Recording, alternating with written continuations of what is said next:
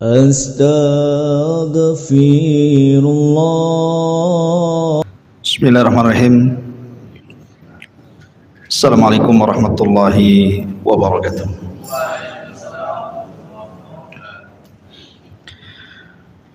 Alhamdulillah wassalatu wassalamu ala Rasulillah wa ala alihi wa sahbihi wa mawalah wa la hawla wa la quwata illa billahi wa ba'du.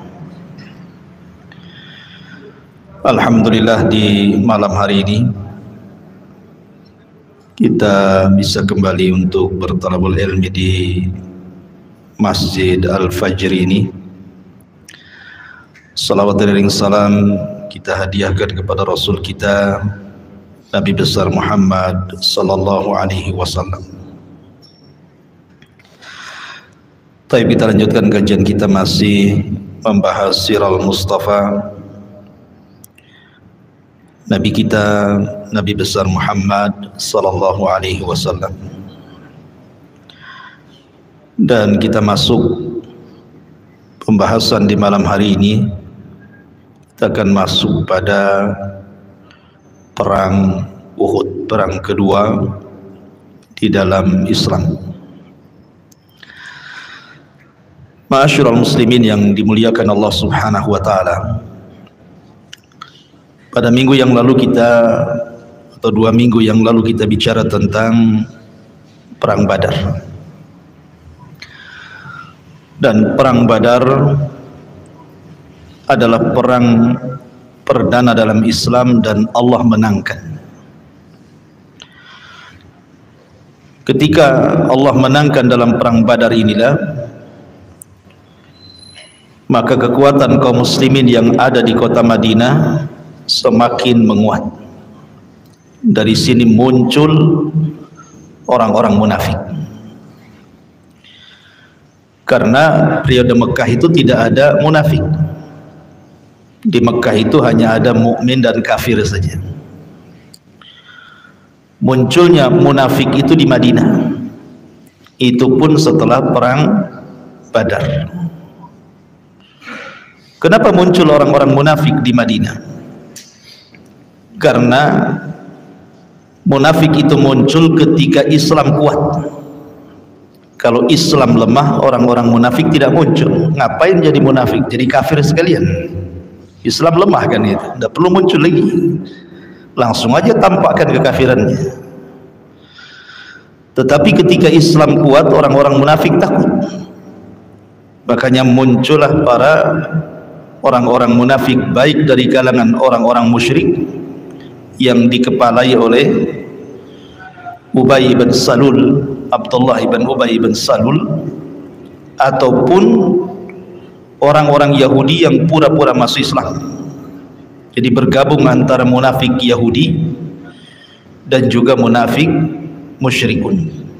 Dan ini digambarkan di 2 ayat di dalam permulaan Al-Baqarah.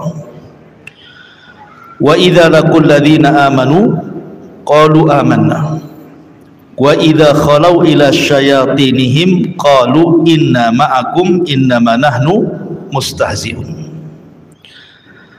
Apabila mereka berjumpa dengan orang-orang yang beriman, para sahabat Rasul, mereka mengatakan kami bersama kalian beriman.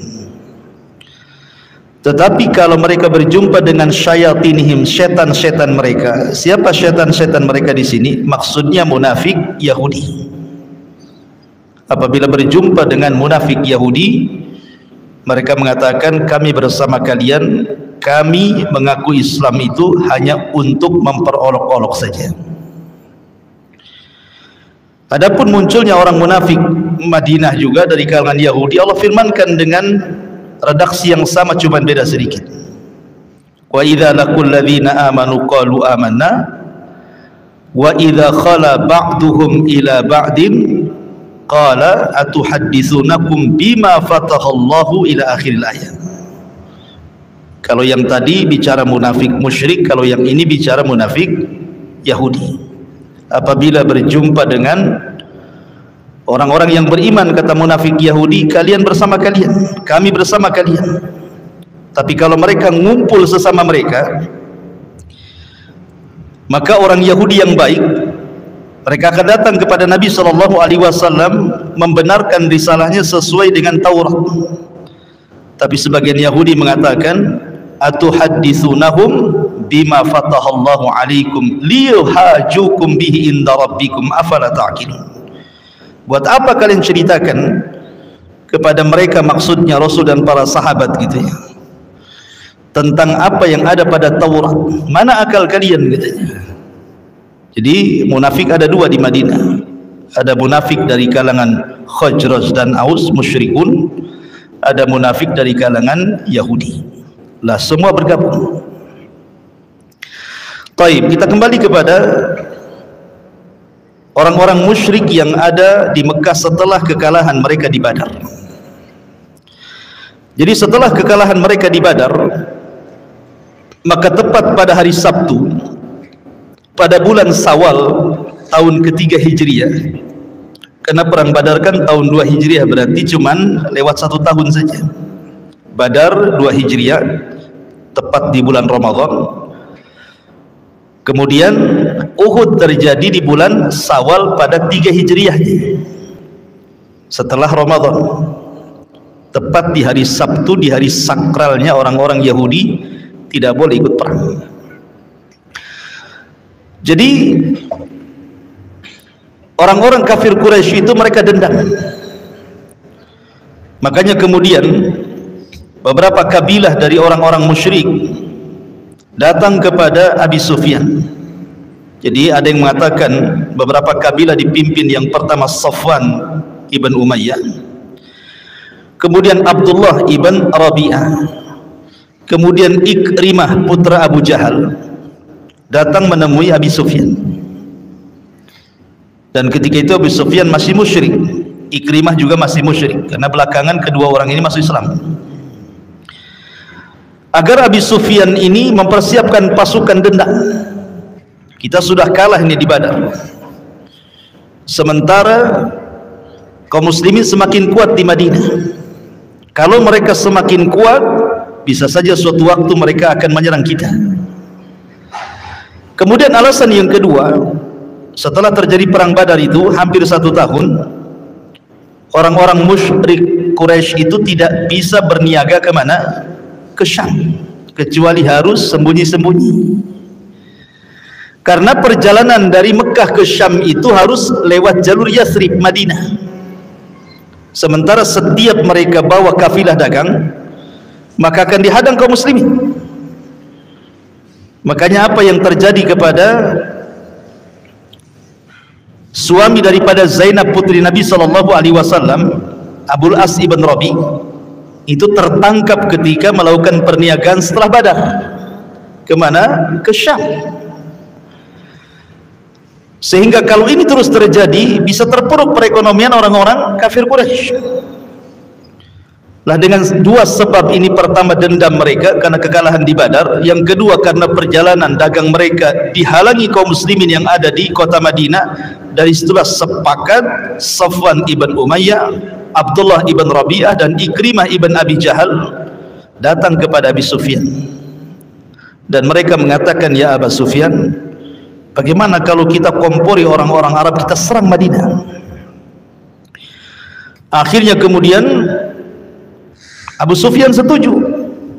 Mulailah kemudian menyurati seluruh kabilah yang ada di sekitar Mekah untuk bergabung, dan berhasil sehingga mereka bisa mengumpulkan 3.000 pasukan perang, maksudnya ya, kemudian 3.000 unta dan 200 penunggang kuda.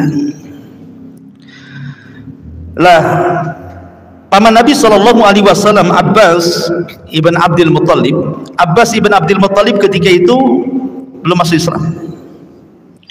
Dia diajak untuk bergabung, tak mau. Akhirnya dia membocorkan penyerangan yang akan dilakukan orang-orang musyrik kepada Nabi SAW. Wajar pamannya. Maka ketika Nabi SAW mendengar bahwa akan ada penyerangan besar-besaran dari orang-orang Quraisy menuju Madinah, maka Nabi SAW mengumpulkan seluruh sahabat-sahabatnya baik dari kibarus sahabah atau sigharus sahabah, baik orang-orang yang sudah awal-awal masuk Islam atau anak-anak muda yang baru masuk Islam, yang masih semangat jihadnya. Maka Nabi SAW bermusyawarah, bagaimana cara menghadapi pasukan orang-orang Quraisy itu? Apakah kita hadapi tetap kita di dalam Madinah, ataukah kita hadapi di luar Madinah? Terjadilah perselisihan antara orang-orang tua dari kalangan sahabat dengan anak-anak muda. Orang-orang tua dari kalangan para sahabat, as-sabiqun al-awwalun, mereka menyarankan agar Rasul tidak keluar dari Madinah, kita hadapi di Madinah. Tetapi anak-anak muda tidak setuju. Anak-anak muda meminta agar Nabi SAW bersama seluruh pasukan menghadapi orang-orang kafir Quraisy itu di luar Madinah. Terjadilah khilaf seperti ini. Lah akhirnya kemudian Nabi SAW pun entah mengapa kemudian setuju dengan anak-anak muda. Tetapi anak-anak muda ini sempat dinasihati oleh orang-orang tua mereka. Kenapa kalian menentang ide Rasul? Bukankah Rasul ingin tetap bertahan di kota Madinah?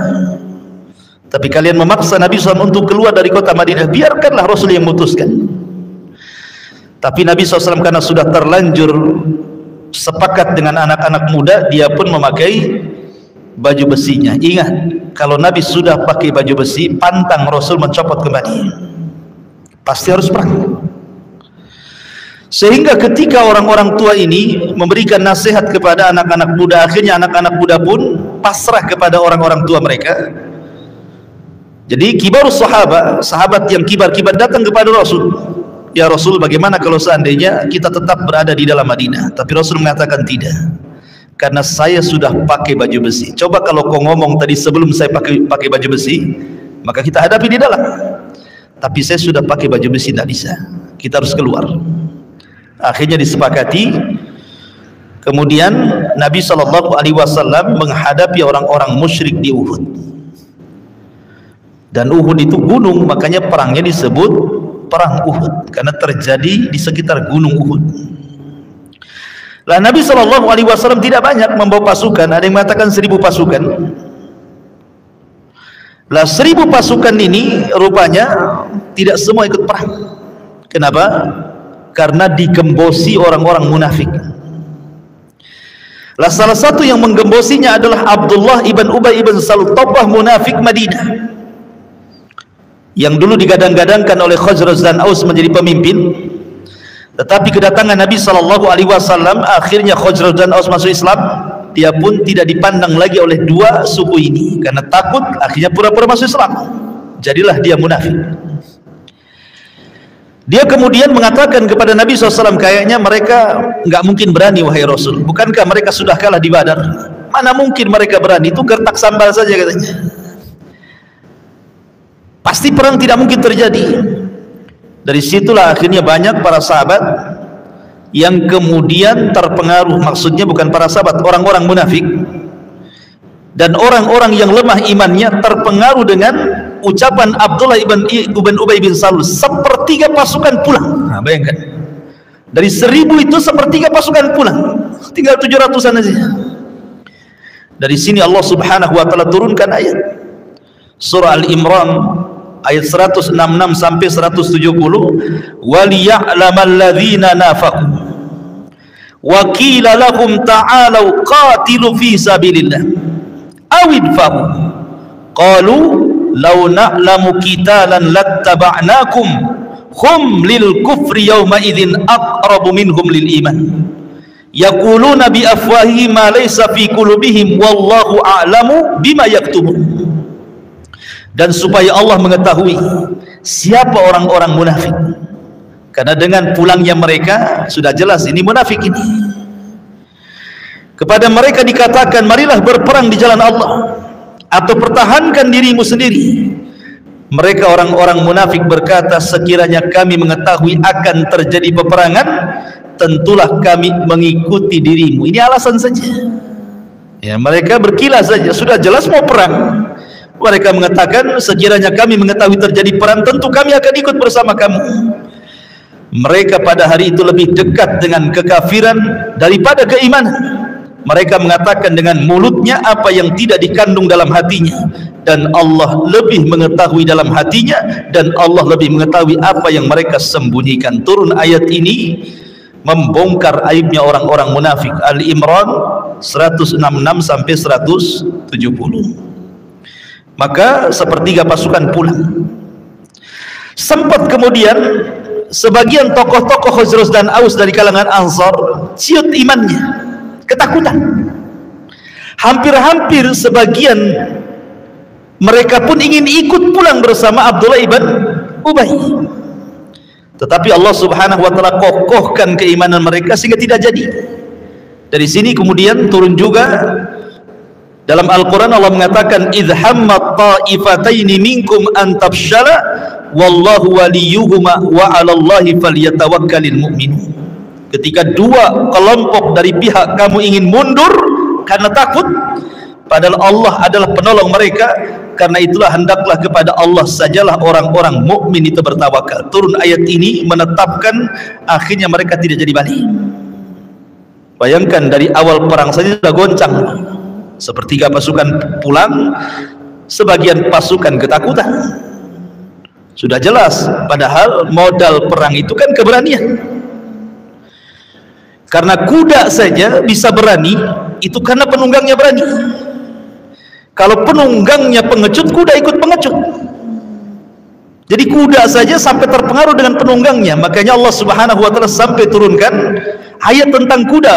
Wal 'adiyati dhabha fal muriyati qadha fa atharna bihi naqqa fa wasatna bihi jam'a. Sampai turunkan tentang masalah kuda. Karena di antara keistimewaan kuda itu tergantung siapa penunggangnya. Kalau penunggangnya berani, kudanya ikut berani. Kalau penunggangnya pengecut, ikut pula pengecut itu kuda itu. Ya. Ma'asyiral muslimin yang dimuliakan Allah subhanahu wa ta'ala, maka berangkatlah Nabi SAW dengan 2/3 pasukan, kemudian membuat strategis di Uhud. Sebenarnya strategis Nabi itu sudah baik. Kalau bukan karena para sahabat pemanah itu mengecewakan Rasul, tentu Allah akan menangkan perang ini. Ma'asyiral muslimin yang dimuliakan Allah azza wa jalla, ketika sampai pula di Uhud, maka Nabi SAW kemudian meletakkan Abdullah ibn Zubair sebagai pemimpin pemanah dengan 50 pasukan, ada yang mengatakan 40 pasukan, di Bukit Ainain.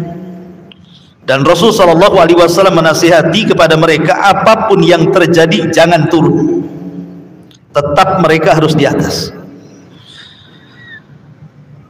Sementara dari pasukan orang-orang musyrik, kita tahu bahwa dalam perang Uhud ini pemimpin perang dari kaum muslimin Rasul sendiri, kemudian Abu Bakar, kemudian Umar, kemudian Hamzah, kemudian Mus'ab, semua dari kalangan muhajirin. Adapun dari kalangan Ansar, yang memimpin pasukan adalah Sa'd bin Mu'adz, pemimpin Aus, Sa'd bin Ubadah, pemimpin Khazraj, dan juga Usaid ibn Khudair, seorang yang kalau baca Quran turun malaikat itu, Usaid bin Khudair itu. Sementara orang-orang musyrik, pemimpin mereka adalah Abu Sufyan, Abi Sufyan bin Harb, yang menjadikan terjadinya perang Badar itu gara-gara Abi Sufyan tuh. Kemudian Khalid bin Walid ketika itu masih kafir, dia menjadi pemimpin penunggang kuda, membawa 200 pasukan, tapi tidak ikut perang. Karena Khalid bin Walid ini ahli strategis perang. Biasanya pasukan kuda terakhir dilepaskan kan itu. Kemudian juga Amr bin As belum masuk Islam, ini pemimpin-pemimpin Quraisy ini. Kemudian putra Abu Jahal namanya Ikrimah, ini pemimpin-pemimpin dari orang-orang Quraisy ini. Lah ketika Nabi SAW kemudian sudah menunggu mereka di Uhud, sudah diatur strategis, kamu di sini, kamu di sini, kamu di sini, semuanya gitu ya. Maka datanglah pasukan dari orang-orang Quraisy. Dari segi jumlah saja sudah tidak imbang kan, 700 orang melawan 3.000 dengan perlengkapan perang yang luar biasa. Sebagaimana umumnya Sebelum terjadi peperangan terjadi mubarazah, adu tanding dulu kan itu ya, biasa adu tanding dulu, mana jagoanmu, ini jagoanku. Maka keluarlah salah seorang pemimpin Quraisy, kemudian menantang jagoan orang-orang yang beriman. Maka Nabi SAW memilih Zubair ibn Awwam. Kata Rasul, ya Zubair, hadapi orang itu. Akhirnya Zubair pun bermubarazah. Di awal pertandingan Zubair langsung bisa menggorok leher jagoan dari orang-orang Quraisy itu. Maka Rasul bertakbir, seluruh kaum muslim bertakbir. Kenapa? Mubarazah ini terkadang menentukan kemenangan, ikhwan. Karena kalau sudah jagoannya kalah, itu ciut itu hati pasukan itu. Ya. Jadi di permulaan peperangan mubarazah kaum muslimin menang. Zubair berhasil membunuh salah satu pemimpin dari pemimpin perang dari kalangan kafir Quraisy. Dari sini Nabi SAW memuji Zubair dan mengatakan, setiap nabi itu punya hawariyun, punya para pembela, dan hawariyu hadhil ummah Zubair, dan penolongnya umat ini bagi nabinya adalah Zubair ibn Awwam radhiyallahu anhu. Tapi sayang, Zubair ini meninggal dalam perang Jamal. Ketika terjadi perang Jamal, perang yang sebenarnya tidak diinginkan baik dari pihak Ali ataupun dari pihak Aisyah, Zubair dan Tolha. Ya. Karena ketika itu Aisyah, Zubair dan Tolha menginginkan islah, begitu juga Ali. Cuman sebelum terjadi fajar, dua pasukan saling suudzon, akhirnya terjadi peperangan. Perang yang tidak ada pemimpin, mereka saling perang begitu saja karena saling suudzon. Jangan-jangan mereka akan bunuh saya. Yang satu mengatakan jangan-jangan mereka akan bunuh saya, karena ada orang-orang yang mengompori perang dari orang-orang yang terlibat dalam pembunuhan Utsman ibn Affan. Maka ketika melihat perang demikian, Zubair pun keluar, ini fitnah, ini tidak benar nih. Maka Zubair pun menghindari fitnah bersama pembantunya, diikuti oleh Amr ibn Hurmuz. Ibn Hurmuz ini mengikuti Zubair dan mengatakan, ya Zubair, hendak pergi ke mana? Kata Zubair, saya hendak menghindari fitnah, ini udah bukan perang lagi, ini fitnah ini. Kata Ibn Hurmuz, saya ikutlah. Rupanya ada maunya. Ketika Zubair tidur sedang beristirahat, ditikam oleh Ibn Hurmuz, mati, kemudian dipenggal kepalanya. Kemudian setelah kepalanya dipenggal oleh Ibn Hurmuz ini, dibawa kepada Ali, disangkanya Ali akan serang karena itu kan lawan politiknya kan itu. Rupanya Ali marah dan mengatakan, katakan kepada pembunuh Ibn Safiyah, anak dari Safiyah bibi Rasul, maksudnya Zubair ibn Awwam, katakan kepada dia, Rasul bersabda, basyiri qatila ibni Safiyah bin nar. Kan itu ya. Kasih kabar gembira kepada Ibn Hurmuz bahwa Rasul bersabda, beri kabar gembira kepada pembunuh anak daripada Safiyah dengan neraka. Tahu dia akan dibunuh, larilah Ibn Hurmuz ini. Ya. Tetapi yang jelas bahwa Zubair bin Awwam ini dia menang dalam mubarazah, dan itu menjadi pembangkit semangat kaum muslimin. Terjadilah peperangan yang luar biasa. Nanti akan saya jelaskan beberapa mawakif bagaimana sikap-sikap para sahabat dalam perang Uhud ini. Ma'asyiral muslimin yang dimuliakan Allah Azza wa Jalla, ketika terjadi perang Uhud, betul-betul pecah perang ini, kaum muslimin melawan orang-orang kafir ini. Secara singkat dalam peperangan ini terjadi isu pembunuhan kepada Nabi SAW, karena ketika itu sahabat Mus'ab ibn Umair, dai yang pertama diutus oleh Rasul ke kota Madinah, sehingga dua pembesar Khazraj dan Aus masuk Islam. Akhirnya semua kabilahnya masuk Islam, namanya Mus'ab bin Umair. Mus'ab bin Umair ini wajahnya mirip dengan Nabi, wajahnya persis mirip dengan Nabi, jalannya juga sama, sehingga ada orang musyrik namanya Ibn Qami'ah, disangkanya dia Nabi. Ya. Tiba-tiba kemudian diserang oleh Ibn Qami'ah ini dari belakang dan berhasil membunuh Mus'ab ibn Umair sampai masuk ke lubang. Maka Ibn Qami'ah langsung membuat isu bahwa dia telah membunuh Nabi SAW. Bayangkan, Nabi diisukan terbunuh di perang Uhud, padahal yang mereka bunuh siapa? Mus'ab ibn Umair. ketika terjadi berita hoax di mana-mana bahwa Rasul terbunuh, secara otomatis pasukan kaum muslimin kocar-kacir lah kan itu ya. Mungkin bahasa kita, buat apa lagi kita perang, Nabi sudah mati gitu kan. Lah disinilah ikhwatu fillah muliakan Allah azza wa jalla, datang seorang sahabat namanya Anas ibn Nadir. Anas ibn Nadir sebenarnya tidak ikut dalam perang pada awalnya karena dia sedang safar, tapi pulang ke Madinah mendengar bahwa kaum muslimin sedang perang melawan orang-orang kafir Quraisy. Akhirnya dia nyusul Anas bin Nadir ini. Ketika nyusul, pasukan bercerai-berai.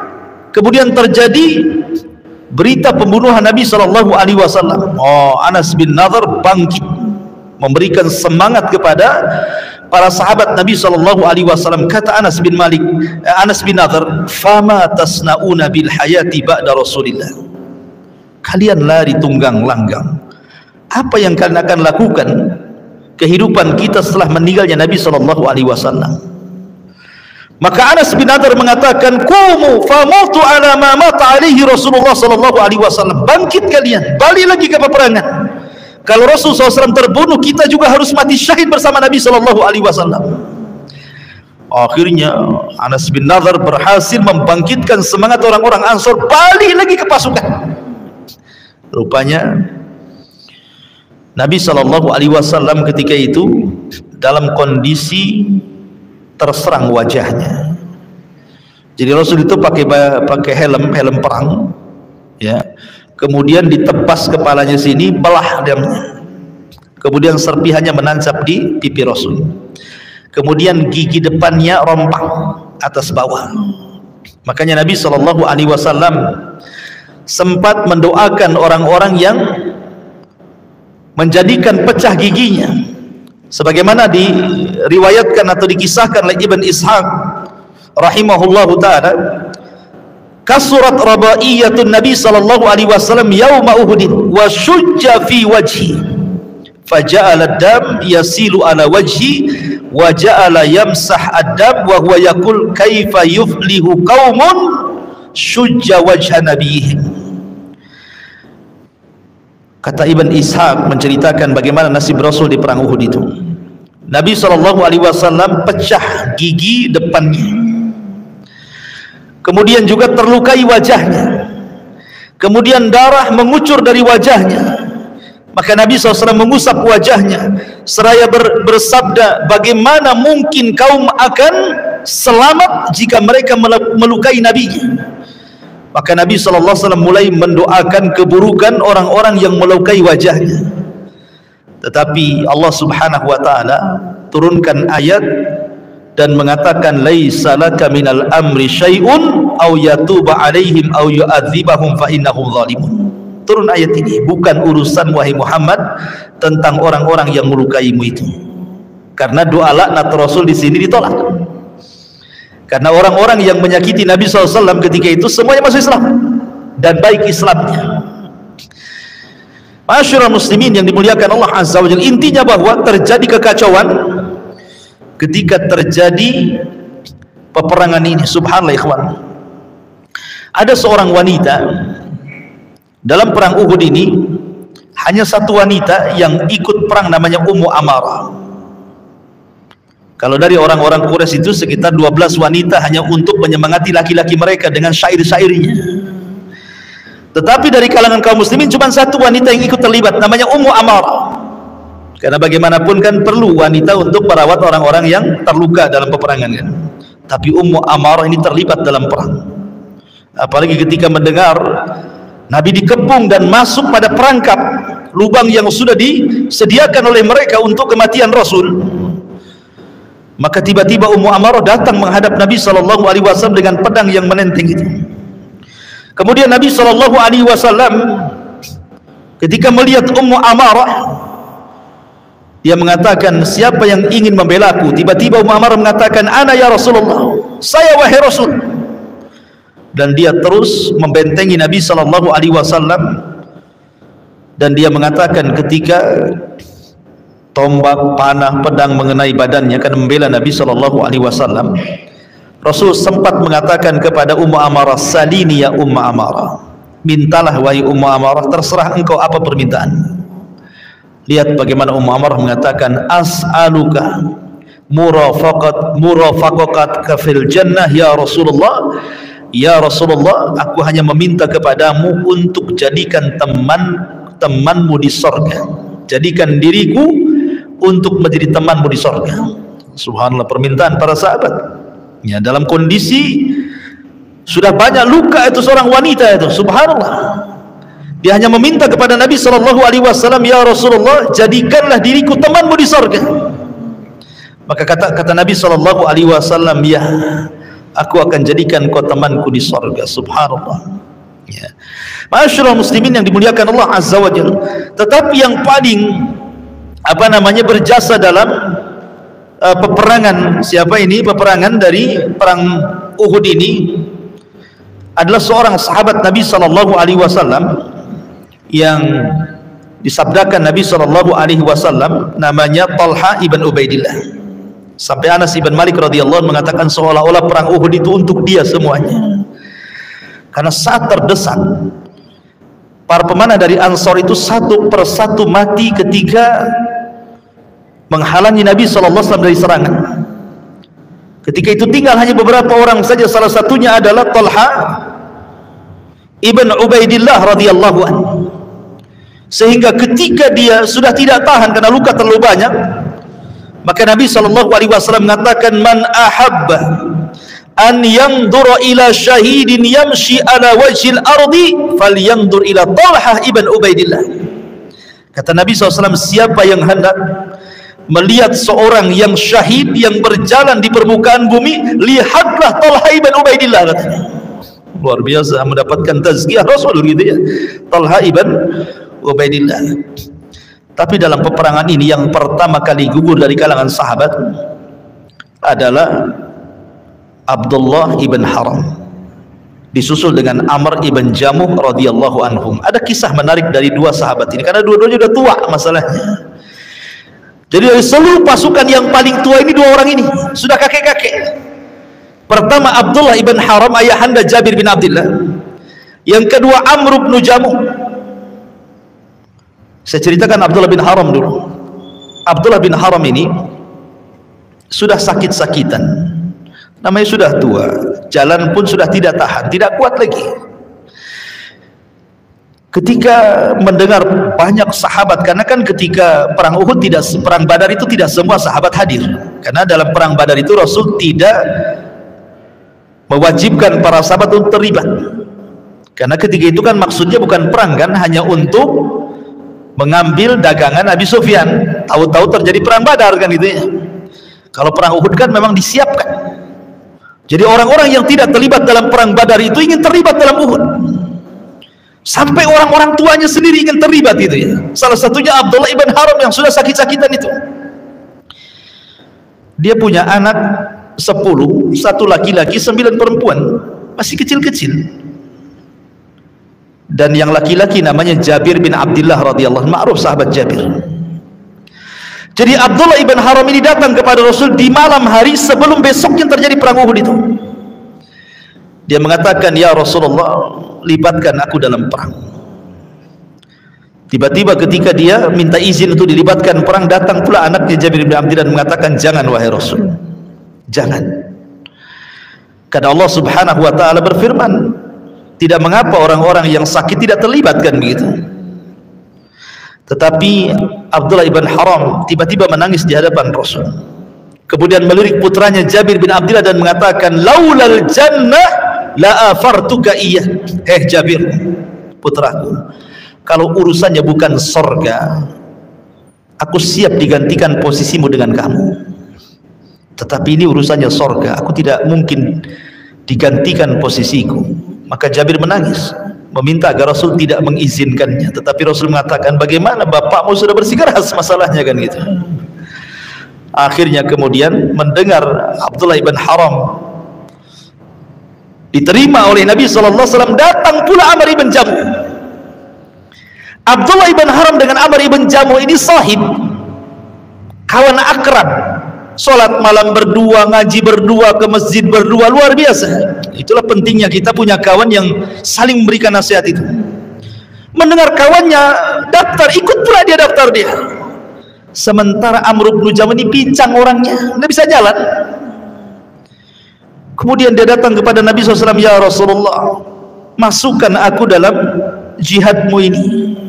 Datang anak-anaknya meminta kepada Rasul jangan diikut sertakan, macam mana orang pincang ikut perang gitu kan. Tetapi sekali lagi jawabannya sama dengan Abdullah ibn Haram, tetap dia kekeh ingin perang karena kawannya juga ikut perang. Tetapi ketika Nabi SAW mengatakan, wahai Amr ibn Jam, posisimu sedang tidak bisa jalan. Ketika dia mendengar seperti itu, dia bersumpah, wallahi ya Rasulullah, aku ingin menginjakkan dengan kedua kakiku di sorga. Aku ingin berjalan di sorga. Nggak apa-apa di dunia aku pincang gitu. Tapi aku ingin menginjakkan kedua kakiku di sorga dan aku ingin berjalan di sorga katanya. Subhanallah, ini orang-orang tua yang patut ditiru ikhwan. Kita saja tidak ada yang seperti orang tua ini, semangat jihadnya luar biasa. Maka betul-betul terjadi peperangan itu ikhwan. Akhirnya yang pertama meninggal Abdullah ibn Haram. Ketika dia meninggal, Allah Subhanahu wa ta'ala mendatangi Abdullah ibn Haram jasadnya. Kemudian Allah berdialog dengan rohnya dan mengatakan, tamanna ya abdi, tamanna ya abdi, wahai hambaku, maksudnya Abdullah ibn Haram, berangan-anganlah engkau. Kira-kira kalau engkau meminta sesuatu kepadaku, kau minta apa? Lihat jawaban Abdullah ibn Haram, dia mengatakan, ya Rabb, kalau engkau hidupkan aku kedua kalinya itu lebih baik, biar aku bisa jihad kedua kalinya dan biar bisa mati syahid kedua kalinya katanya. Kalau engkau berkehendak ya Rabb, aku ingin hidup lagi, aku ingin perang lagi bersama Rasul sallallahu alaihi wasallam dan ingin syahid kedua kalinya. Wah, luar biasa ikhwan ya. Tapi Allah mengatakan mustahil, orang yang sudah mati tidak mungkin hidup lagi kata Allah. Kata Abdullah bin Haram mengatakan, kalau begitu habarkan posisiku di sisimu ya Rabb kepada putra-putraku, kepada anak-anakku, kepada Rasul sallallahu alaihi wasallam, kepada para sahabat, posisiku di sisimu ya Rabb. Dari situ Allah Subhanahu wa taala turunkan ayat bagaimana Allah Subhanahu wa taala menjelaskan tentang kondisi Abdullah ibn Haram. Am hasibtum gimana? Ayat tentang masalah orang-orang yang mati syahid, apakah kau menyangka bahwa orang yang mati syahid itu mati? Amwatan bal ahya inda rabbihim yurzakun. Apakah kau kira bahwa orang-orang yang mati syahid itu mati? Tidak, mereka hidup dan mereka akan mendapatkan rizki di sisi Allah Subhanahu wa taala. Ayat ini turun kepada siapa? Abdullah ibn Haram. Makanya ketika selesai terjadi perang Uhud, Jabir ini anaknya mencari-cari jasad ayahnya. Kemudian ketika melihat jasad ayahnya Abdullah ibn Haram, maka diletakkan kepalanya di paha dan Abdullah ibn Zabir pun menangis. Maka Rasulullah SAW lewat di situ dan mengatakan, ya Jabir, tabki aw la tabki, menangis atau kau tidak menangis ya Jabir, bapakmu sudah dinaungi malaikat dengan awan di atas kepalanya. Jadi ada awan yang menaungi sehingga tidak tersengat-sengatan matahari. Kemudian Rasul mengatakan, ya Jabir, tabki aw la tabki, menangis ataupun tidak menangis, sesungguhnya ayahmu telah diajak oleh Allah berbicara tanpa ada penerjemah. Ayahmu sudah diajak bicara oleh Allah tanpa penerjemah, langsung antara dia dengan Allah Subhanahu wa taala. Kemudian Rasul mengatakan, kuburkan dia bersama sahibnya Amr bin Jamu, karena semasa di dunia keduanya adalah sahabat yang tidak pernah berpisah untuk beribadah kepada Allah Azza wa Jalla. Akhirnya dikuburkan tuh Abdullah ibn Haram dengan Amr ibn Jamu dalam satu lubang. Oh, luar biasa ya. Masyarul muslimin, kembali ke perang Uhud. Ketika Nabi sallallahu alaihi wasallam mempersiapkan pasukan, maka ada seorang sahabat namanya Abu Dujana. Abu Dujana radhiyallahu anhu. Kata Nabi sallallahu alaihi wasallam, ya Abu Dujana. Ketika itu Rasul memegang pedang dan mengatakan, siapa yang ingin memegang pedangku asal dia memberikan hak kepada pedang ini. Kemudian datang Abu Dujana dan mengatakan, ya Rasul, serahkan pedang itu kepadaku. Kata Rasul, kau bisa melaksanakan hak pedang itu? Kata Abu Dujana, apa hak pedang itu wahai Rasul? Aku tebas wajah musuh dengan pedang ini. Akhirnya Abu Dujana bersumpah untuk menebas wajah musuh dengan pedang Nabi SAW. Akhirnya ketika terjadi betul-betul perang Badar itu, maka Abu Dujana dengan keberanian karena memegang pedang Rasul, dia berjalan seolah-olah orang sombong karena pegang pedang Rasul gitu ya. Kata Nabi SAW, sesungguhnya Allah tidak suka orang berjalan dengan sombong kecuali hari ini. Karena sombong dalam peperangan itu boleh, menipu dalam peperangan itu boleh. Makanya Rasul mengatakan al-harbu kaidun katanya. Perang itu tipu daya, asal menang kan gitu ya. Tapi di luar peperangan tidak boleh. Tidak boleh sombong, tidak boleh menipu, dan itu hanya ada di peperangan saja supaya intinya menang. Maka dibolehkan tipu daya dalam peperangan itu. Ma'asyiral muslimin yang dimuliakan Allah Azza wa Jalla. Tapi pertanyaannya, apakah ketika terjadi perang Uhud Rasul membunuh orang? Kan Rasul sudah 2 kali perang nih. Pertama perang Badar, yang kedua perang Uhud. Pernahkah engkau mendengar apakah Rasul membunuh orang dengan tangannya maksudnya ya? Ketika perang Badar atau ketika perang Uhud, sebagian ulama mengatakan Rasul tidak pernah membunuh siapapun kecuali 1 orang di perang Uhud. Namanya Ubay ibn Ka'ab. Ya. Ma'asyiral muslimin, jadi Rasul tidak pernah membunuh siapapun. Jadi Ubay ibn Khalaf, bukan ibn Ka'ab. Ubay ibn Ka'ab sahabat Nabi. Ubay ibn Khalaf. Jadi ada kasus begini, kenapa Rasulullah SAW membunuh Ubay ibn Khalaf dalam perang? Rasul tidak pernah membunuh orang dalam peperangan, baik dalam perang Badar tidak membunuh orang dengan tangannya maksudnya ya, ataupun Uhud juga sama, kecuali Ubay bin Khalaf, karena ada kasus. Jadi ketika Rasul masih di Mekah belum hijrah, Nabi SAW sedang menunggang kuda kesayangan Nabi SAW. Kemudian berjumpa dengan Ubay bin Khalaf di tengah jalan. Kemudian berbincanglah kedua orang ini, Rasul dan juga Ubay bin Khalaf, sampai kepada Ubay bin Khalaf emosi. Kemudian mengatakan, ya Muhammad, apakah kuda ini kau rawat dari kecil? Kata Rasul, ya, nanti ku bunuh kuda ini katanya. Maka Nabi SAW mengatakan, bal aqtuluka, bahkan aku akan bunuh kamu katanya. Nah, dari sini Rasul sudah bersumpah untuk membunuh siapa? Ubay ibn Khalaf. Makanya ketika terjadi perang Uhud, sahabat hendak membunuh Ubay bin Khalaf, kata Rasul, jangan, da'uhu, tinggalkan dia, aku yang akan membunuhnya katanya. Maka akhirnya Nabi SAW membunuh Ubay ibn Khalaf. Dia ingin teringat dengan kisah di Mekah karena sudah janji ingin membunuh dia kan, karena dia hendak membunuh kudanya. Kata Rasul, aku akan bunuh kamu, dan itu terjadi di perang Uhud. Jadi Rasul tidak pernah membunuh siapapun dalam peperangan, kecuali perang Uhud dia membunuh Ubay ibn Khalaf dengan tangannya karena pernah mengancam Nabi SAW di Mekah. Ma'asyiral muslimin yang dimuliakan Allah Azza wa Jalla, intinya bahwa dalam peperangan ini memang luar biasa. Perang ini digambarkan di dalam Al-Quran bagaimana kaum muslimin mengalami kekalahan.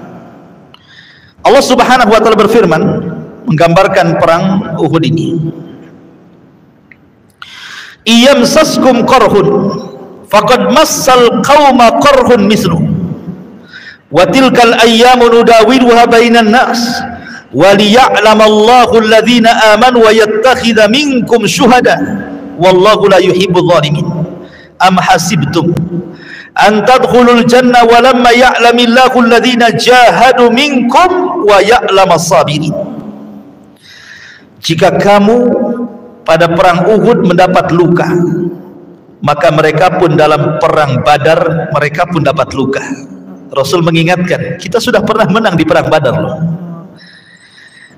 Jika kalian terkadang terluka, orang-orang musyrik pun terluka dalam perang Badar kan itu. Mereka mendapatkan luka yang serupa, dan masa kejayaan dan kehancuran itu akan kami gilirkan di antara manusia. Wa tilkal ayyam nudawiluha bainan nas, namanya hari-hari itu digilir, kadang menang kadang kalah, itu sudah wajar. Karena manusia itu tidak lepas dari dua yang berlawanan, kadang menangis, kadang tertawa, kadang sedih, kadang bahagia, kadang berpisah, kadang berkumpul, kadang kalah, kadang menang, kan begitu ya. Wa tilkal ayyam nudawiluha bainan nas. Kenapa kemudian hari-hari itu diputarkan? Agar Allah membedakan orang-orang yang beriman dengan orang-orang kafir. Jangan ketika menang saja kalian kuat imannya, ketika kalah pula ciut imannya, gitu maksudnya. Dan agar sebagian kamu dijadikannya gugur sebagai syuhada, sebab kalau tidak terjadi kekalahan, tidak ada orang mati syahid.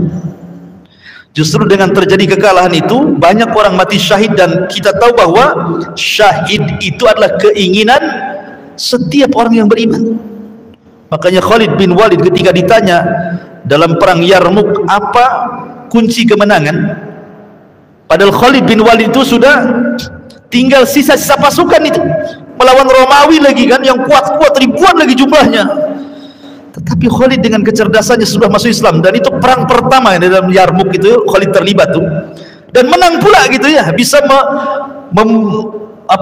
mengusir mundur lawan gitu, sehingga orang Romawi hebat kali Khalid ini, pasukan kecil kok bisa memukul mundur pasukan besar. Dan orang Romawi, kita tahu Romawi adalah negara didaya, negara terkuat di zaman itu ya kan, bersama Persia. Khalid hanya mengatakan kunci kemenangan kami li'annana nuhibbul mauta kama tuhibbul haya, karena kami cinta dengan kematian, mati syahid sebagaimana kalian cinta kehidupan, takut akan kematian. Artinya bahwa kalau tidak terjadi kekalahan, tidak ada yang mati syahid kan itu. Makanya Allah Subhanahu wa taala menyinggung agar sebagian kamu dijadikannya gugur sebagai syuhada. Kemudian Allah mengatakan, dan Allah tidak menyukai orang-orang zalim, dan Allah membersihkan orang-orang yang beriman dari dosa mereka dan membinasakan orang-orang kafir. Menunjukkan bahwa di perang Uhud memang terjadi kekalahan. Kemudian juga Allah Subhanahu wa taala mengatakan, qad khalat min qablikum sunanun fasiru fil ardi fanduru kaifa kana akibatul mukadzibin hadza bayanu linnasi wa huda wa mau'izatan lil muttaqin wala tahinu wala tahzanu wa antumul a'launa in kuntum mu'minin. Sungguh telah berlalu sebelum kamu sunnah-sunnah Allah, karena itu berjalanlah kamu ke segenap penjuru bumi dan perhatikanlah bagaimana kesudahan orang-orang yang mendustakan rasul-rasul itu. Kemudian Allah mengatakan, inilah Al-Quran, sebuah keterangan yang jelas untuk semua manusia dan menjadi petunjuk serta pelajaran bagi orang-orang yang bertakwa. Kemudian Allah mengatakan, wala tahinu wala tahzanu wa antumul a'launa in kuntum mu'minin. Janganlah kamu merasa lemah karena kalah. Kekalahan itu bukan kelemahan ya. Kemudian jangan pula bersedih hati, kekalahan bukan untuk ditangisi, sebab kamu paling tinggi derajatnya jika engkau betul-betul beriman. Makanya ketika ada seorang wanita dari Ansar, sepulangnya para mujahidin yang selamat gitu ya, dikatakan kepada wanita ini, ayahmu terbunuh. Wanita ini mengatakan, ma sana'a Rasulullah, apa yang dilakukan Rasul? Kemudian dikatakan lagi, suamimu terbunuh. Dia mengatakan, ma sana'an Nabi sallallahu alaihi wasallam, apa yang dilakukan Nabi? Kemudian dikatakan lagi, saudaramu terbunuh. Dia mengatakan, ma sana'an Nabi sallallahu alaihi wasallam, apa yang dilakukan Rasul? Kemudian orang ini mengatakan, alhamdulillah Rasul selamat. Maka dia mengatakan, kullu musibatin ba'daka ya Rasulullah jalalun. Setiap musibah setelah mendengar engkau selamat wahai Rasul, semua sirna.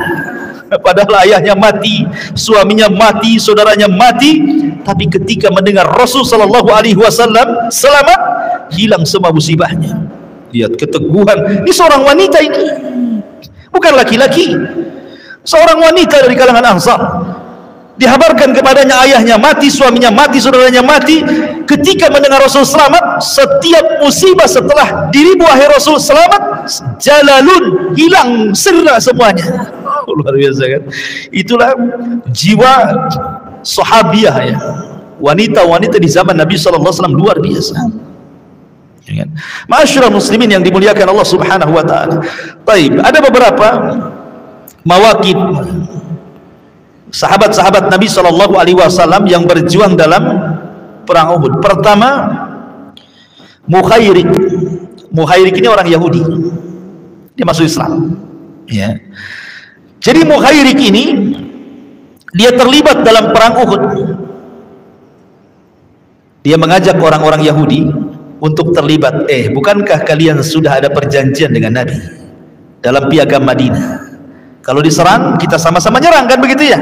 Itu jelas, sebagaimana sudah saya jelaskan tentang bulir-bulir piagam Madinah itu kan.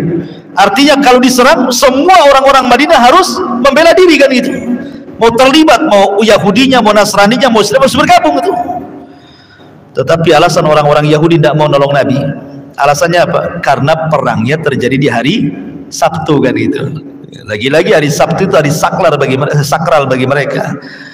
Tapi kata Mukhairik ini, ya itu dalam kondisi kita menyerang, tapi kita sedang diserang. Kenapa kalian membela hari Sabtu? Apa kalian takut perang? Akhirnya tetap orang-orang Yahudi tidak mau gabung. Ya. Lah dari sini akhirnya kemudian Mukhairik pun bergabung dalam peperangan. Dan dia membela Nabi sallallahu alaihi wasallam, faqatala ma'u hatta qutil. Maka dia pun kemudian perang bersama Nabi dalam Uhud sampai dia mati syahid. Maka Nabi SAW mengatakan, Mukhairikun khairul Yahud. Mukhairik adalah orang yang masuk Islam dari kalangan Yahudi dan dia sebaik-baik Yahudi. Ya, ini Mukhairik, kisah Mukhairik. Kemudian juga dijelaskan juga bagaimana Sa'd bin Rabi. Sa'ad ibn Rabi, pemimpin Aus. Sa'd ibn Rabi ini Al-Ansari radhiyallahu anhu. Dia ikut terlibat dalam perang Uhud dan dia menjadi pemimpinnya. Ingat, Sa'd ibn Rabi ini luar biasa membela Nabi sallallahu alaihi wasallam. Bahkan saat wafatnya Sa'd ibn Rabi ini, arsy Allah Subhanahu wa taala tergoncang. 70.000 malaikat turun mengiringi jenazahnya Sa'd ibn Rabi ini. Bahkan Rasul mengatakan kalau seandainya ada orang yang selamat dari himpitan kubur, maka Sa'adlah orangnya. Sampai seperti itu. Tapi semua tidak akan selamat dari himpitan kubur. Mau mukmin, mau kafir, mau bayi, mau orang dewasa, semua akan dihimpit dengan kuburan. Cuman bedanya himpitan orang-orang kafir kalau sudah dihimpit oleh tanah, maka akan memutuskan tulang-tulang sendi-sendinya dan mereka kesakitan yang luar biasa. Tapi himpitan bagi seorang yang beriman layaknya dipeluk oleh seorang ibu. Karena kita ciptaan manusia pada asalnya dari tanah, Adam alaihi salatu wassalam, maka kita akan kembali ke tanah. Jadi tanah itu bimanzilatil seolah-olah dia ibu bagi kita. Jadi kalau kita dimasukkan ke dalam tanah, ketika terjadi himpitan, maka itu adalah pelukan dari seorang ibu kepada anaknya. Tapi kalau orang kafir, tidak. Mereka akan merasakan sakit yang luar biasa. Makanya Rasulullah mengatakan, kalau ada orang yang selamat dari himpitan kubur, maka Sa'adlah orangnya. Maksudnya siapa? Sa'd ibn Rabi, pemimpin Aus. Dan ketika meninggal, arsy Allah yang makhluk yang sangat besar, ikhwan, makhluk yang pertama dicipta Allah, tidak ada makhluk yang lebih besar dibandingkan arsy Allah azza wa jalla, bisa bergoncang karena kematian Sa'd bin Rabi ini. Bahkan 70.000 malaikat turun ikut mengiringi jenazah Sa'd bin Rabi radhiyallahu anhu. Ma'asyiral muslimin yang dimuliakan Allah azza wa jalla, termasuk juga tadi sudah jelaskan Anas bin Nadhr, Amr ibn Jamuh, Abdullah ibn Haram, Ummu Amarah, dan juga anak-anak muda Ansar. Sampai dikisahkan lamma ra'an Nabiy sallallahu alaihi wasallam hujum al-kufar, ketika anak-anak muda Ansar melihat Rasul hendak menyerang orang-orang kafir itu, kemudian sekelompok anak muda dari Ansar kemudian mengepung melindungi Nabi sallallahu alaihi wasallam. Kemudian Nabi sallallahu alaihi wasallam bertanya kepada mereka, siapa di antara kalian yang hendak menjadi temanku di surga? Berperanglah dengan semangat. Maka anak-anak muda langsung mengelilingi Nabi sallallahu alaihi wasallam, fatasabaqu hatta qutilu jami'an. Mereka pun berlomba-lomba sampai semuanya mati syahid. dalam perang Uhud. Ketika mereka mendengar bahwa siapa yang terbunuh akan jadi teman Rasul di sorga, nggak ada cerita, langsung ke depan semua gitu kan, perang luar biasa. Ya itulah keberanian para sahabat tidak dilakukan dalam perang Uhud ini. Tetapi sekali lagi, dalam perang Uhud ini banyak orang yang gugur. Salah satu yang gugur adalah Asadullah, singa Allah. Siapa? Hamzah ibn Abdul Muttalib, paman Nabi SAW yang sangat disayang Rasul. Ketika Hamzah kemudian meninggal di tangan Wahsy, jadi ada budak namanya Wahsy. Wahsy ini budaknya Zubair ibn Mut'im. Zubair ibn Mut'im. Belakangan Zubair bin Mut'im masuk Islam juga. Jadi Zubair bin Mut'im ini dendam dengan Rasul gara-gara pamannya Tu'aimah ibn Adi. Dia punya paman namanya Tu'aimah ibn Adi. Karena Mut'im, Zubair bin Mut'im bin Adi, pamannya namanya Tu'aimah ibn Adi, meninggal di perang Badar. Dendam dia. Dan Zubair bin Mut'im terlibat juga, ikut tentaranya Abu Sufyan. Jadi dia memberikan hadiah kepada Wahsy ini, budaknya. Wahsy, kalau engkau bisa membunuh Hamzah, karena Hamzah yang telah membunuh pamannya, kalau kau bisa membunuh Hamzah, maka sebagai hadiahnya anta hurrun, kau merdeka. Akhirnya ketika Wahsy mendengar dia merdeka dengan syarat membunuh Hamzah, akhirnya dia pun terlibat dalam perang Uhud. Tapi tidak ikut terlibat perang, tidak ikut dalam pasukan, tidak, karena niat dia hanya ingin mengincar Hamzah saja. Dan Wahsy bukan seorang yang maksudnya pasukan inti dari pasukan orang-orang Quraisy, tidak. Jadi tidak diperhitungkan keberadaannya. Siapalah Wahsy itu kan, apalagi yang dihadapi Hamzah. Masalahnya Hamzah, siapa yang tidak kenal Hamzah? Kalau dia berburu, bukan berburu menjangan, yang diburu singa. Makanya disebut Asadullah. Kita lihat singa di kebun binatang aja mikir dua kali, udah dekat-dekat, wah kita udah takut kita. Ini diburu pula kan gitu ya. Asadullah. Ketika Hamzah melihat Wahsy, tapi Hamzah tidak memperhitungkan siapalah Wahsy ini. Rupanya ketika lengah Hamzah, Wahsy mengeluarkan tombaknya, dilempar, kena pula gitu ya dadanya Hamzah. Hamzah pun mati dengan tombaknya Wahsy. Dari sini kata para ulama, jangan pernah remehkan siapapun dalam peperangan. Jangan remehkan siapapun dalam peperangan, karena Hamzah berarti siapa nih Wahsy ini kan? Rupanya dia pula yang membunuhnya. Yang lebih parahnya lagi, Hindun, istri daripada Abu Sufyan itu, dia kan dendam. Kenapa? Karena banyak keluarganya meninggal. Melihat Hamzah tergeletak gitu kan, langsung keluarkan pisau, dipetel itu perutnya Hamzah itu, diambil itu ususnya, dijadikan kalung, anting, seraya kemudian mengumandangkan syair. Betul-betul dimutilasi sama Hindun ini. Tapi subhanallah, Arab Saudi itu kan pernah terjadi banjir besar. Dalam perang Uhud itu yang mati dari kalangan sahabat berapa? 70 syuhada Uhud. Dipendam di bawah di padang pasir. Terjadi banjir. Subhanallah, banjir itu menyingkap semua kuburan syuhada Uhud. Tidak lama, ya. Akhirnya kemudian semua jasad-jasad syuhada Uhud naik ke permukaan. Dan Hamzah masih dikenali karena sobek perutnya. Dan semua jasadnya tidak ada yang berubah. Makanya oleh kerajaan Saudi dipindah ke atas, supaya kalau tidak terjadi banjir, jangan lagi kemudian kuburan itu naik lagi, sampai jasadnya tidak ada yang dimakan tanah, semua masih utuh. Akhirnya dipindah dan bisa dikenali, ini jasadnya Hamzah bin Abdul Muttalib. Luar biasa ikhwan ya. Itulah para sahabat Nabi SAW, dijaga tanah saja nggak berani untuk memakannya.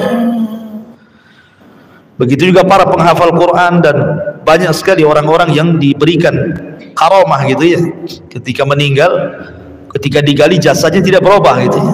Luar biasa. Masyaallah muslimin, Hamzah ini dibunuh oleh Wahsy. Tapi Wahsy ini luar biasa. Dia pernah membunuh orang yang paling dicintai Nabi SAW, kemudian dia masuk Islam. Rasul itu manusia bukan malaikat ikhwan. Dia kalau melihat orang yang membunuh Hamzah, pamannya, dia masih nggak enak gitu kan. teringat terus dengan Hamzah. Makanya dia mengatakan kepada Wahsy, wahai Wahsy, karena kau sudah membunuh pamanku, jangan kau ingatkan aku dengan pembunuhan itu.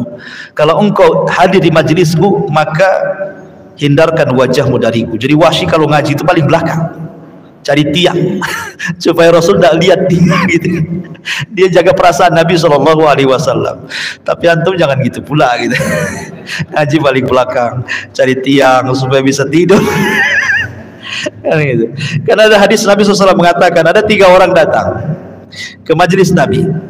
Yang satu datang paling depan duduknya, yang satu paling belakang, yang satu tidak jadi balik. Setelah ngaji kata Rasul, maukah aku kabarkan dengan 3 orang ini? Kata sahabat, tentu wahai Rasul. Yang satu ini karena dia dekat denganku, fa'awallahu alaihi, maka Allah lindungi dia. Adapun yang duduk di belakang itu Allah malu, dia malu, maka Allah pun malu sama dia. Adapun orang yang pergi jadi ngaji, fa'aradallahu, Allah palingkan hatinya. Kalau Allah sudah berpaling, ikhwan, bahaya. Allah kalau sudah berpaling, bahaya. Karena ada orang-orang yang pada hari kiamat tidak akan dilihat Allah, tidak akan diajak bicara oleh Allah, tidak akan disucikan oleh Allah. Itu orang-orang yang Allah berpaling dari dia. Jadi bahaya gitu, orang yang malas hadir di majelis ilmu itu bahaya, karena Allah akan berpaling gitu ya. Ma'asyiral muslimin yang dimuliakan Allah Azza wa Jalla. Jadi Hamzah meninggal. Di antara juga yang meninggal adalah Al-Haris ibn Uqbah, Khunais ibn Khudafah, Syammas ibn Uthman, Abdullah ibn Jahas, kemudian Mus'ab ibn Umair, seorang dai yang sudah diceritakan tadi, termasuk Wahab ibn Qabus. Kemudian juga dari kalangan Aus, ini kan muhajirin nih. Dari kalangan Aus, Ansar, Abu Sufyan ibn Harith, kemudian Abu Hayyah ibn Amr, Unais ibn Qatadah, Al-Usairim. Wah, pernah saya ceritakan Al-Usairim kan? Usairim ini ketika dia kan dari Aus tuh, ketika Sa'ad ibn Rabi masuk Islam di tangan Mus'ab bin Umair, dia mengatakan kepada Aus, hei Aus, kalian harus masuk Islam semuanya. Kalau tidak, jangan pernah bicara denganku selamanya, katanya. Takut orang-orang Aus kepada Sa'ad bin Rabi. Semua masuk Islam. Subhanallah itu. Makanya wajar kalau Sa'ad bin Rabi ketika meninggal, harus Allah tergoncang. Satu kabilah masuk gara-gara dia. Hanya dengan ucapan, kalau kalian tidak masuk Islam, jangan bicara denganku selamanya. Kecuali satu orang yang mau masuk Islam, namanya Usairi. Kamu masuk Islam dia. Yeah.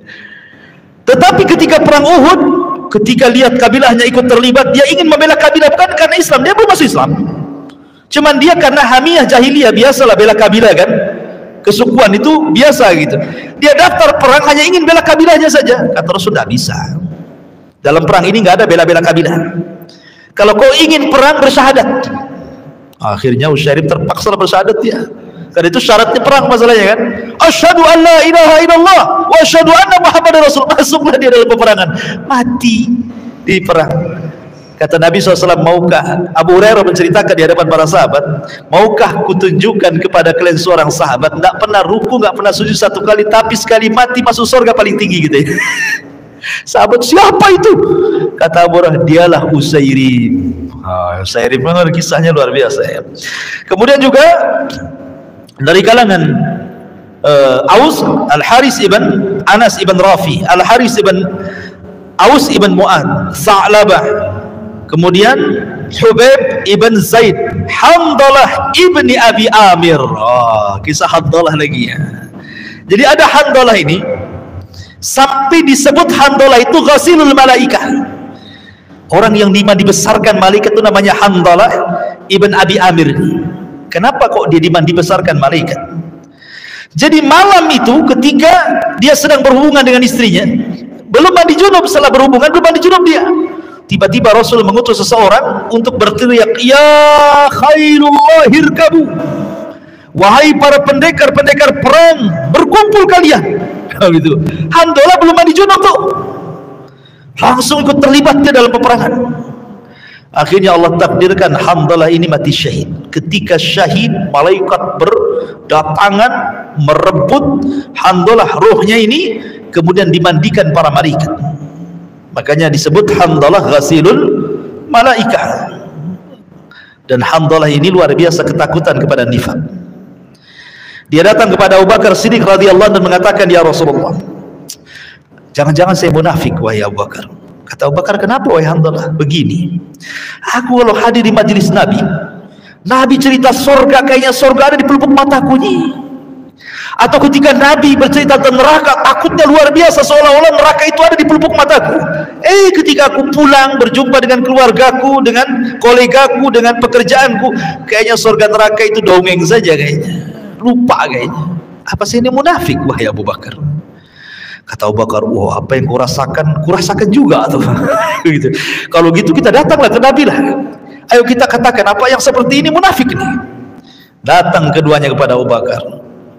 Dan juga Abu Bakar dan Hanzalah ini kepada Rasulullah, apakah kami munafik? Kata Rasul, kenapa? Kami kalau hadir di majelis ya Rasul, kau cerita surga dan neraka, soalnya seolah-olah surga neraka itu ada di pelupuk mata kami. Tapi ketika kami sibuk dengan keluarga, dengan pekerjaan, hilanglah, seolah-olah tidak ada surga, tidak ada neraka.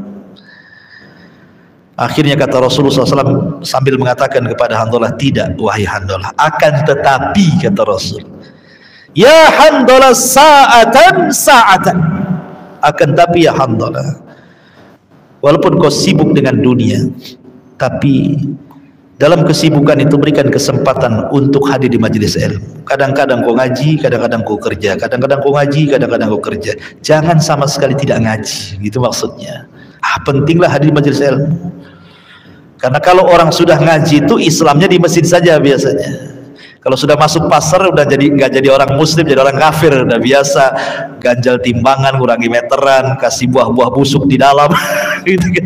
Tidak, Islamnya itu di masjid saja. Udah masuk pasar hilang Islamnya kan itu ya. Makanya Rasul mengatakan kepada Hanzalah, sa'atan, ya sekali-kali kau hadir di majelis taklim, sekali-kali kau juga mencari dunia, seperti itu. Supaya jangan jadi orang munafik gitu maksudnya. Kemudian juga diantara yang meninggal dari kalangan Aus juga Rifa'ah ibn Abdul Mundir, Zaid ibn Hatim, dan banyak lagi ya, tidak saya sebutkan satu-satu, ada 70 orang. Adapun dari kalangan Khazraj, Abu Buhairah ibn Haris, Anas ibn Nadir, tadi yang saya katakan bagaimana menyemangati para sahabat, luar biasa Anas ibn Nadir, Aus ibn Arqam, Aus ibn Thabit, Iyas ibn Adi, Nu'man ibn Malik, Sabit ibn Amr, kemudian Kharijah ibn Zaid, kemudian juga Zakwan ibn Abdi Qais, kemudian Rifah ibn Amr ibn Zaid, Rafi ibn Malik, seorang pemanah handal, termasuk Sa'd ibn Rabi, Sa'id ibn Suwaid, Sulaim ibn Al-Haris, dan banyak lagi, intinya termasuk Amr ibn Jamu, Qais ibn Makhlad, Malik ibn Iyas, dan banyak lagi. Jadi semua yang mati syahid dari kalangan Muhajirin dan Ansar berjumlah 70 syuhada Uhud. Tapi dari kalangan orang-orang musyrik ya sekitar 22 orang yang mati konyol. Ya, kalau kalangan muslimin yang mati syahid sekitar 70 syuhada Uhud. Wallahu alam, ini diantara kilas pandang dari perang Uhud. Kalau kita detailkan memang panjang itu ya ceritanya, dan insya Allah mungkin kekurangannya kita lanjut di lain kesempatan. Taib, sebelum saya tutup, kalau ada yang mau bertanya silahkan. Bagi para umat di atas bisa dikirim dengan tulisan. Bagi antum yang di depan sini cukup langsung aja teriak, silahkan. Atau yang nonton YouTube ya kan, kita kasih kesempatan juga untuk bertanya. Iya, fadhal. Apakah ada ulama yang mengatakan bahwasanya Nabi SAW dan para sahabat di perang Uhud itu tidak kalah? Iya. Ya, alhamdulillah. Ada sebagian ulama mengatakan bahwa malaikat itu sebenarnya akan turun di perang Uhud itu. Akan turun di perang Uhud sama dengan di perang Badar. Tetapi karena ada beberapa sahabat yang menyelisihi Nabi, khususnya para pemanah, karena kan ketika di awal peperangan itu kan menang kaum muslimin, sehingga ketika menang disangka berhenti perang. Ya, karena sudah menang, sudah disangka berhenti perangnya, mereka sudah kabur. Lah para pemanah ini yang dipimpin oleh Abdullah Zubair menasihati Rasul, meminta kita tinggal di sini, jangan turun. Ini wasiat Nabi, apapun yang terjadi. Tapi sahabat membantah dan mengatakan, Kita sudah menang apalagi kan itu. Di bawah ini harta ghanimah banyak. Akhirnya separuh bahkan sebagian besar para pemanah turun. Hanya beberapa orang saja yang tinggal di atas. Kalau melihat harta ghanimah yang banyak, turun mereka. Lah Khalid bin Walid ketika itu masih kafir kan belum terjun dalam peperangan dia. Karena Khalid bin Walid ini encer otaknya, makanya ketika menjadi pemimpin perang di zaman Abu Bakar, setiap perang melawan apa saja nggak pernah kalah. Khalid bin Walid itu saking cerdasnya strategis perang. Sampai Abu Bakar dengan Umar itu berselisih soal Khalid. Karena Umar itu menjagokan Abu Ubaidah ibnul Jarrah, sementara Abu Bakar menjagokan Khalid bin Walid. Alasannya Umar karena Abu Ubaidah ini lebih awal masuk Islam. Dia sabiqunal awalun. Khalid ini kan belakangan masuk Islam dan dia pun baru terlibat dalam perang Yarmuk. Apalagi Khalid ini syiddah orangnya, keras gitu ya. Kalau Abu Ubaidah kan lembut orangnya. Dan orangnya tidak pernah terubahkan dengan dunia. Sampai Umar bin Khattab pernah mengatakan, kulluna, semuanya kami wahai Abu Ubaidah, semua berubah gara-gara dunia kecuali engkau. Kau gak pernah berubah dengan dunia katanya. Tapi Abu Bakar kan bukan masalah awal Islam atau akhir Islam. Abu Bakar melihat satu titik kecerdasan ini kan dalam bab bidang perang. Itulah kecerdasan Abu Bakar yang diakui Umar setelah meninggalnya Abu Bakar. Sampai mengatakan Abu Bakar ini cerdas, dia bisa meletakkan orang pada tempatnya. Tetapi ketika Umar bin Khattab radhiyallahu an berkuasa menggantikan Abu Bakar, pertama kali dipecat siapa? Khalid. Digantikan Abu Ubaidah. Karena di zaman Abu Bakar dia nggak bisa mendesak Abu Bakar mengganti Khalid dengan Abu Ubaidah kan. Di masa dia dipecatnya pula Khalid. Kenapa Umar memecat Khalid dan menggantikan Abu Ubaidah? Padahal dari segi strategis perang Khalid tidak diragukan. Umar hanya bicara masalah tauhid, akidah. Kaum muslimin sudah mulai tergantung hati mereka dengan Khalid. Kalau ada Khalid menang, kalau nggak ada Khalid kalah. Ini kan bahaya. Makanya oleh Umar dirontokkan tuh, jangan sampai ada keyakinan seperti itu. Maka dikirimlah surat ketika itu kan melawan Persia tuh. Bayangkan kalau pasukan dengar Khalid tidak jadi pemimpin, bisa kacau. Pandai Abu Ubaidah menyembunyikan surat itu. Abu Ubaidah menyembunyikan surat itu sampai selesai perang baru dikasih tahu. Sebab ini kan kacau kalau bapaknya dikasih tahu Khalid jadi tentara biasa, ini bisa masalah pasukan kan. Itulah kecerdasan Abu Ubaidah bin Jarrah. Tapi dia mati kena taun Amwas, ya kan. Ketika dia Umar bin Khattab minta surat pulanglah ke Madinah, wahai Abu Ubaidah, tidak, nggak mungkin saya meninggalkan pasukan sebanyak ini. Kemudian dia pun meninggal di perang di Taun Amwas, ya wabah corona lah gitu. Zaman sekarang dia meninggal di Amwas, makanya disebut Taun Amwas karena Amwas itu nama kota Amwas. Ya, kembali bahwa pada awalnya menang dalam perang Uhud itu, tapi karena pasukan ini, sahabat ini, ya namanya sahabat manusia, ikhwan, sahabat manusia, ya ada terjadi kesalahan. Sahabat ada yang berzina. Seperti contohnya seorang laki-laki dari seorang siapa namanya, Ma'iz, ya kan, Al-Aslami, berzina, kemudian dirajam masuk surga. Kemudian seorang wanita dengan sahabat berzina juga, namanya siapa? Wanita Ghamidiyah. Kemudian ada seorang sahabat mencuri, menjadi serban. Ya, ketika sampai kepada Rasulullah SAW, yang punya serban, jangan Rasul, biarkanlah, aku sudah maafin dia, ambil aja surga. Kata Rasul, tidak bisa, karena dia sudah sampai ke saya. Kalau kau maafkan sebelum dia sampai, boleh. Makanya setiap perkara kalau sudah sampai persidangan tidak bisa dicabut. Ya, jadi banyak terjadi, tetapi kan mereka bermaksiat tidak terang-terangan dan tidak banyak gitu ya. Sahabat manusiawi ketika melihat harta turun dia, karena di sana sudah selesai perang. Khalid ini belum terlibat, belum masuk. Oh, karena Khalid dari awal pun dia mencari-cari celah, tidak bisa ini. Memang kaum muslimin itu sudah pas strategisnya, susah ditembus gitu ya. Ketika melihat ada kesempatan tuh, kaum muslimin turun dengan gesit, Khalid bisa memutar dengan kecerdasannya, memutar ke balik gunung Uhud dan menempati tempat pemanah itu. Nah, sekarang giliran dia yang mana-mana dari atas gitu kan. Terjadi ya kekalahan. Kalah perang Uhud. Mana bisa dikatakan tidak kalah? Kalah Rasulullah, Rasul aja hampir terbunuh di perang ini. Ya. Tetapi Allah Subhanahu wa taala selamatkan dia. Makanya Allah mengatakan wa tilkal ayyam nudawiluha bainan nas. Namanya hari-hari itu berputar, kadang-kadang menang itu wajar. Supaya tadi hikmahnya supaya Allah mengetahui siapa orang yang betul-betul beriman, siapa yang tidak, siapa yang betul-betul jihad, siapa yang tidak, gitu ya. Jadi wajar memang kalah. Nah, tetapi dari setiap pertempuran kekalahan itu, tetapi kan waktu itu Rasul sudah diselamatkan. Ya, kemudian ketika mereka orang-orang musyrik mendengar bahwa Rasul terbunuh, berhenti perang. Karena tujuan mereka membunuh Nabi. Rupanya Ibn Qamiyah ini salah orang yang dibunuh Mus'ab bin Umair. Maka Rasul mengatakan kepada Ali, kau ke sana, lihat pasukan orang-orang musyrik itu. Kalau mereka menjauhi unta, kalau mereka menjauhi kuda-kuda, berarti mereka hendak bertolak ke Mekah. Tapi kalau mereka masih mendekati kuda dan unta, berarti mereka akan menyerbu Madinah. Kita siapkan perang di Madinah lagi, katanya.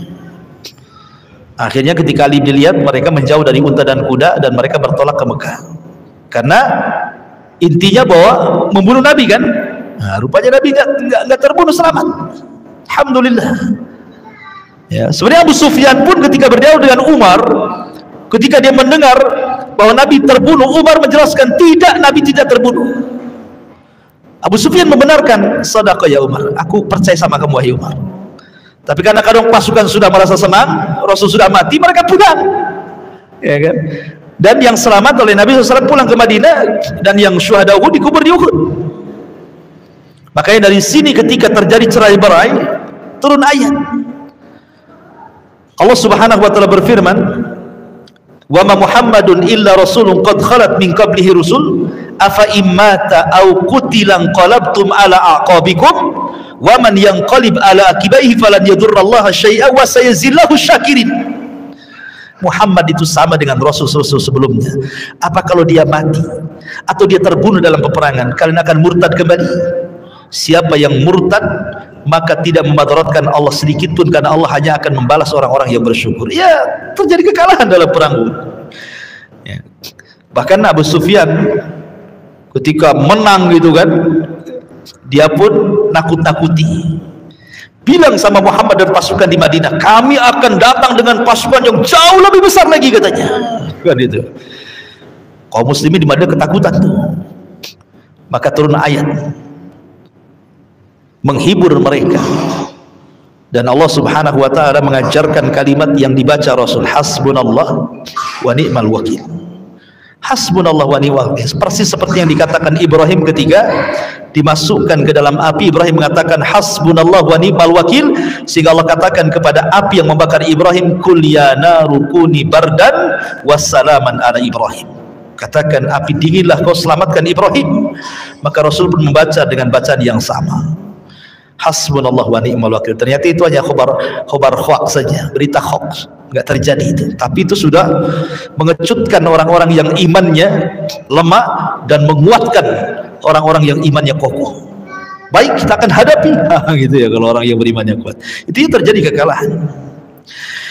Wallahu alam. Di sini ada pertanyaan dari YouTube ini. Assalamualaikum Ustaz, dari Nganjuk Jatim ikut ngaji. Alhamdulillah, orang Nganjuk ikut ngaji, Masya Allah. Mau tanya nih Ustaz, apakah membaca Al-Quran di smartphone harus berwudu? Makasih Ustaz. Ini jauh dari tema, tak apa-apa kita jawab. Ya, disunahkan berwudu ketika membaca Quran. Tapi kalau yang tidak berwudu baca Quran tidak ada masalah. Tetapi sangat dianjurkan. Karena Quran itu suci kan, maka lebih baik kita dalam kondisi terbebas dari hadas besar dan hadas kecil. Tapi kalaupun tidak berwudu, maka para ulama membolehkan, tapi sebaiknya berwudu. Wallahu a'lam. Ya, hanya satu pertanyaan. Mudah-mudahan kajian di malam ini bermanfaat. Kita lanjutkan di lain kesempatan. Kita tutup dengan kafaratul majlis. Subhanakallah bihamdika, asyhadu an la ilaha illa anta, astaghfiruka wa atubu ilaik. Allahu ta'ala alam. Assalamualaikum warahmatullahi wabarakatuh.